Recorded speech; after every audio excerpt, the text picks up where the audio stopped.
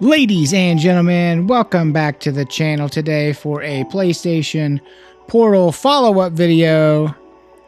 If you watched the previous video regarding the new update for the PlayStation Portal, you probably saw us test a whole bunch of games on the new game streaming of your owned library of games, which is super cool, but I got a lot of requests to show this off of Wi-Fi hotspot.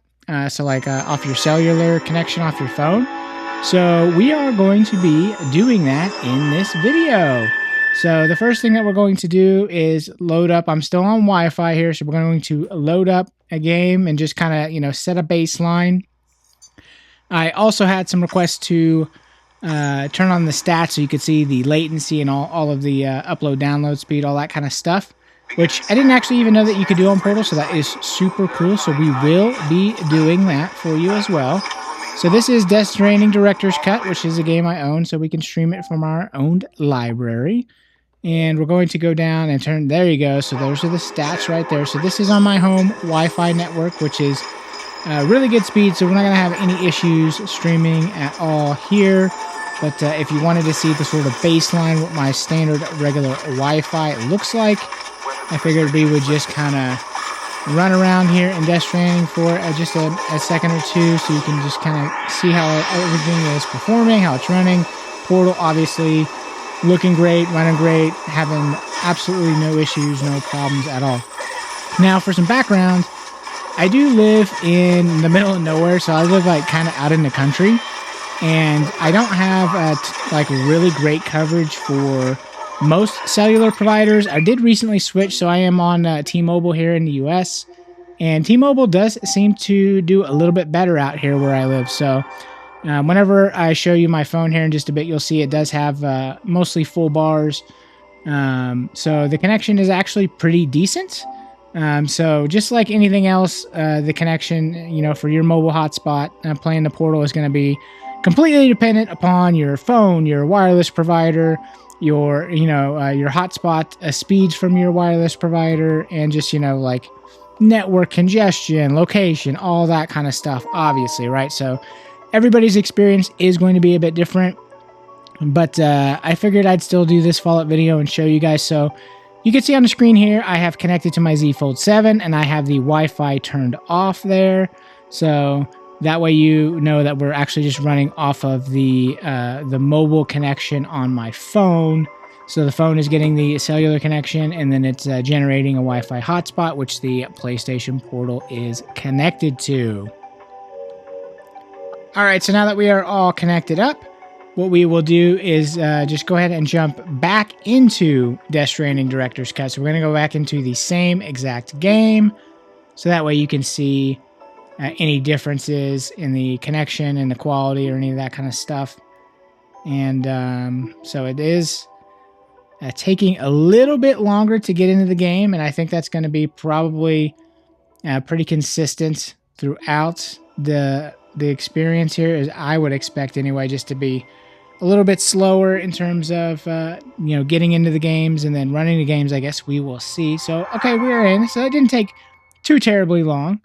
And we are into, there you can see all the stats on the left side of the screen, so definitely a little bit of a difference there. Definitely a difference in latency, that's for sure, so you guys can see that there. And you'll be able to see that throughout the video, so as we test a couple of games out, you'll be able to see that the whole time. So if you were the one who pointed that out in the last video, thank you so much for doing that, because you are a direct contributor in this video. So hey, if that was you, drop a comment down below and let us know so everybody can thank you for that, because I actually just had no idea about that. So thanks so much.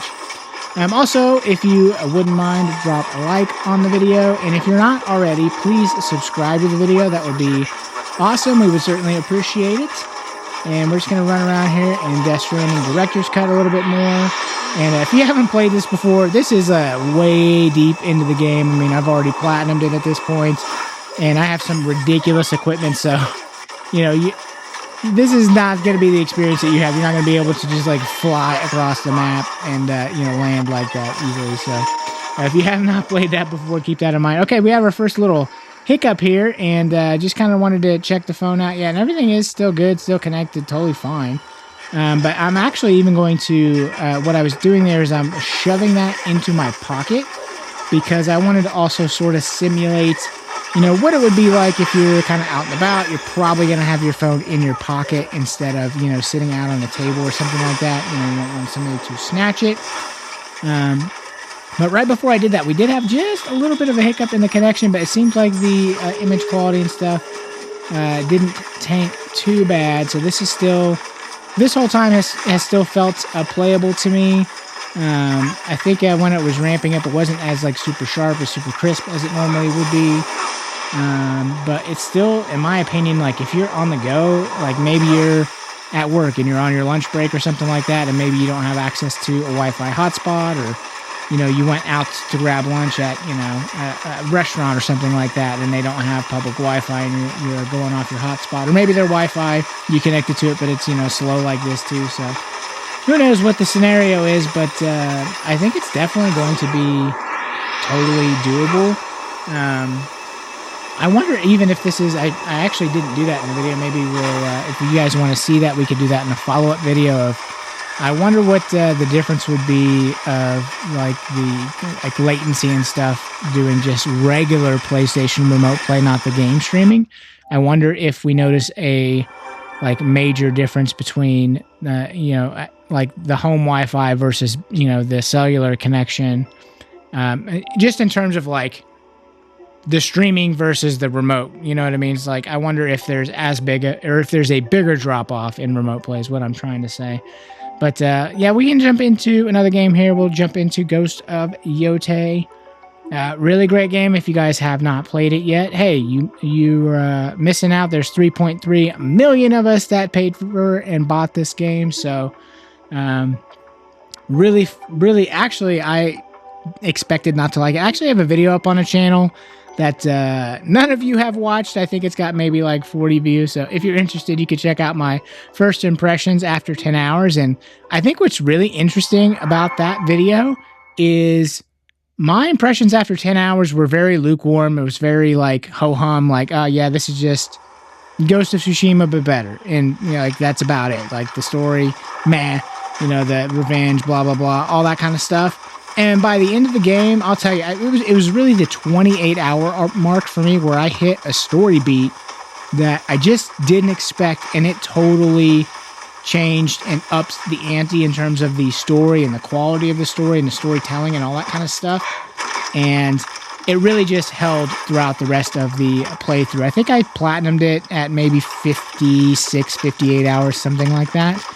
So my impressions after 10 hours were certainly way lower than my final. I didn't do a review for it, but like my final verdict on it would be much higher. I think this game is absolutely awesome. It does improve on Ghost of Tsushima in pretty much every way, and I actually maybe even think the story does too. I thought it was absolutely awesome. So if you liked Tsushima, you will absolutely love this game, I think. The combat in it is stellar. It is top-notch. It is so much fun. And they maybe give you too many things that you can lean on, but man, if you're having a hard time with it at all, you can lean on a lot of different types of weapons and quick fires and all that kind of stuff.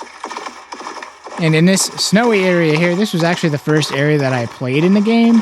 And I was kind of just getting my butt kicked all over the place at the beginning of it because I really just didn't have any of those extra weapons or abilities or anything like that. And by the time I finished that first area, man, I was well equipped to move on to the other areas. So super fun game. And obviously it's working really great here over the LTE, or I guess it's 5G, whatever they want to call it nowadays. I don't even keep up with it anymore.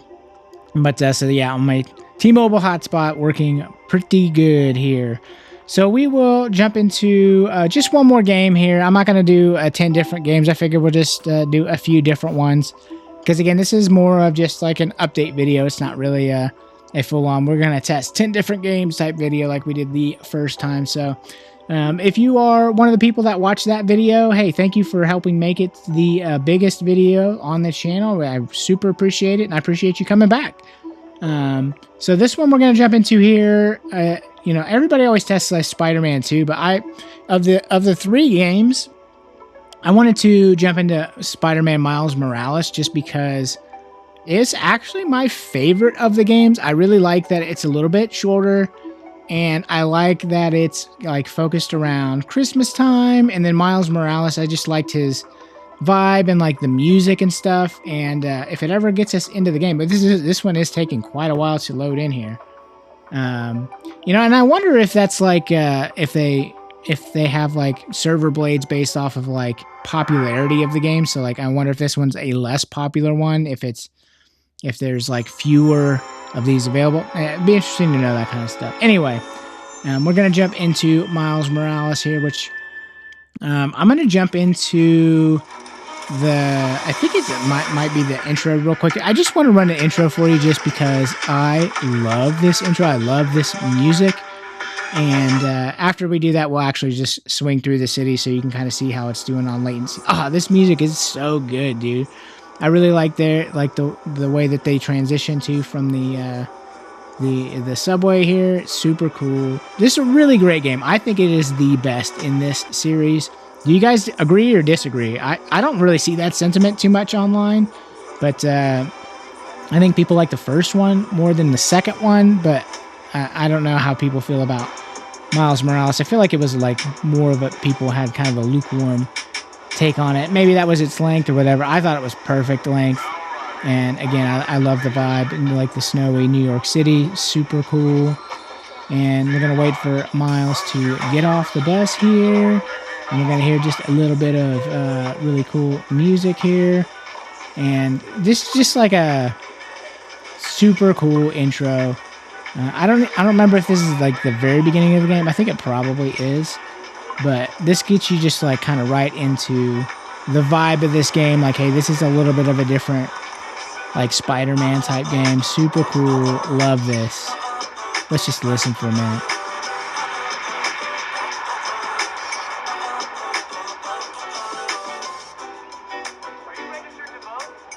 Yeah, I like this a lot, man.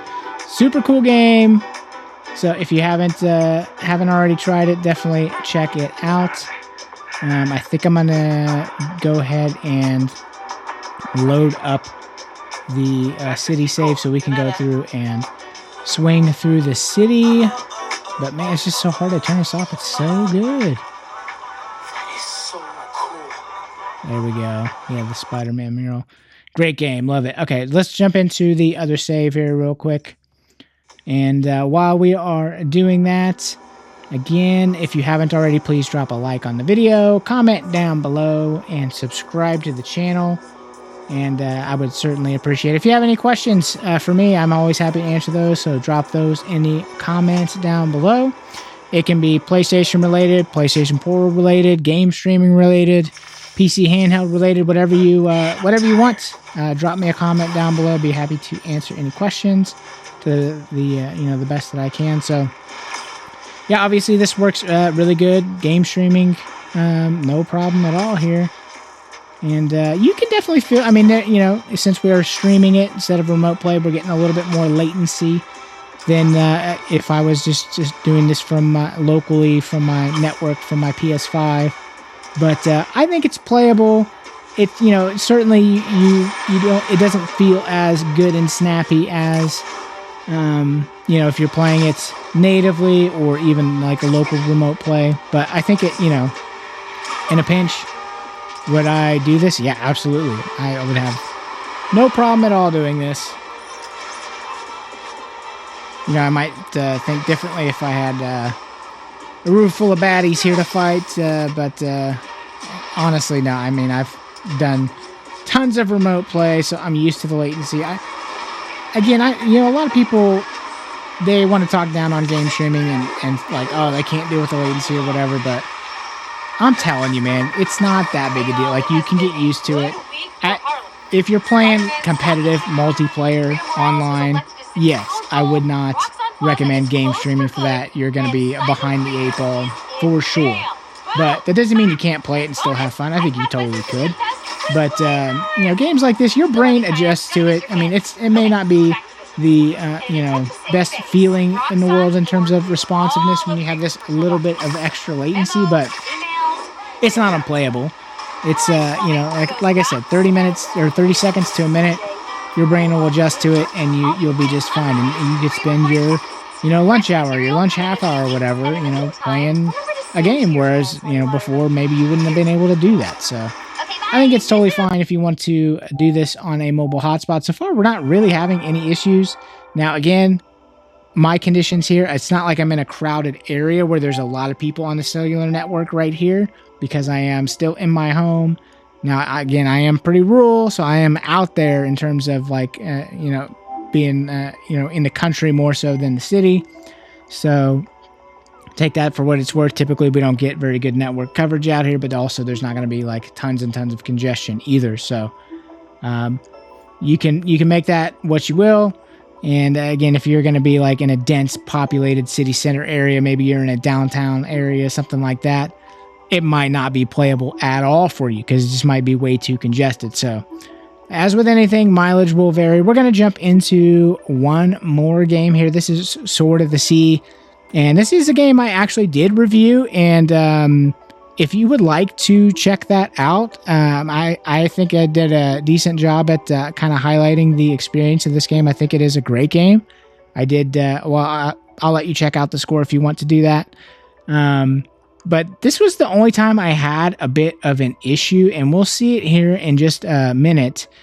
And I don't know exactly what happened here. If it was I can't remember, but I don't think it ever locks you out of the right stick camera movement like we're gonna see here. But I had some issues where I was moving the camera with the right stick, and then it would just became completely and totally unresponsive, but the left stick was still working and the game was still going and running. So we'll see that here. And again, I don't know if this was just a weird random issue or what, but let's just go ahead and run through this little sequence here. And I can't remember if you can move see, I move the stick around, and then it just kind of gets like locked, and it's not like being responsive. Now this is a little bit of a more of a cinematic area in the game too, so I don't remember if it locks you out of that. I don't think that it does. So there you can see it let us go left and right. So then it kind of picked back up in its responsiveness. So I don't know, it was just a little bit weird, a little bit hanky there. That was the only issue that I really ran into. And again, I'm not really sure what happened or what caused that, but it seemed like it recovered just fine.